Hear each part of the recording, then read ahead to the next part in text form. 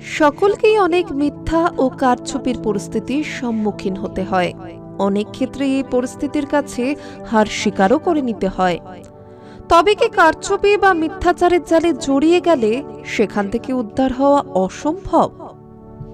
আসুন এর উত্তর খোঁজা যাক। আজকের কাহিনী একটি ছোট শহরের ঘটনা নিয়ে।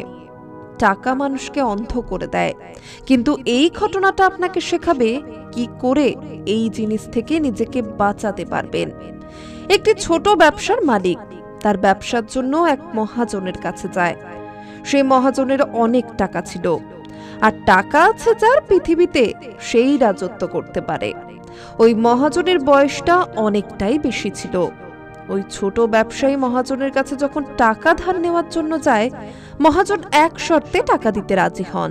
মহাজন বলেন ওই ব্যবসায়ীর মেয়েকে বিয়ে দিতে হবে মহাজনের সাথে, তাহলে সে টাকা দেবে।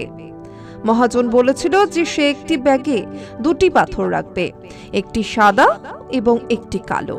তার কন্যাকে একটি পাথর বেছে নিতে হবে।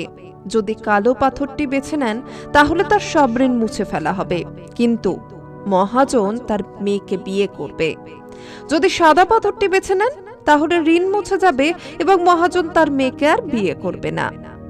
ব্যবসায়ীর বাগানে পাথর পড়েছিল। ওই মহাজন বাগান থেকে 2টি কালো পাথর তুলে তার ব্যাগের মধ্যে রাখে।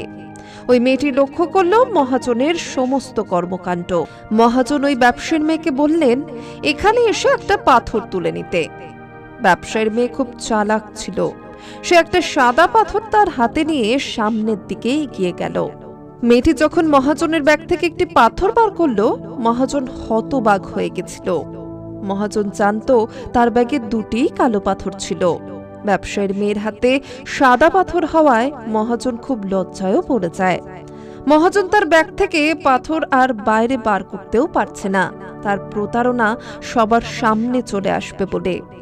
মেয়েটির চালাকের কারণে মহাজনের কাছ থেকে টাকা পেলেও তাকে আর বিয়ে করতে হলো না। এই গল্পের শিক্ষা সৃজনশীল চিন্তাভাবনার জন্য এমন এক পরিস্থিতির থেকে বাইরে বেরিয়ে আসতে পারেন। যতই বিপদে থাকুন না কেন, সবসময় একটা সৃজনশীল চিন্তাভাবনা রাখবেন নিজের মনের মধ্যে। আজকের পডকাস্ট কেমন লাগলো অবশ্যই জানাবেন। আপনাদের কাছে এরকম অনুপ্রেরণামূলক কোনো গল্প থাকলে আমাদের সঙ্গে শেয়ারও করবেন। আপনাদের গল্প সবার কাছে পৌঁছে দেব আমরা আমাদের পডকাস্টের মাধ্যমে।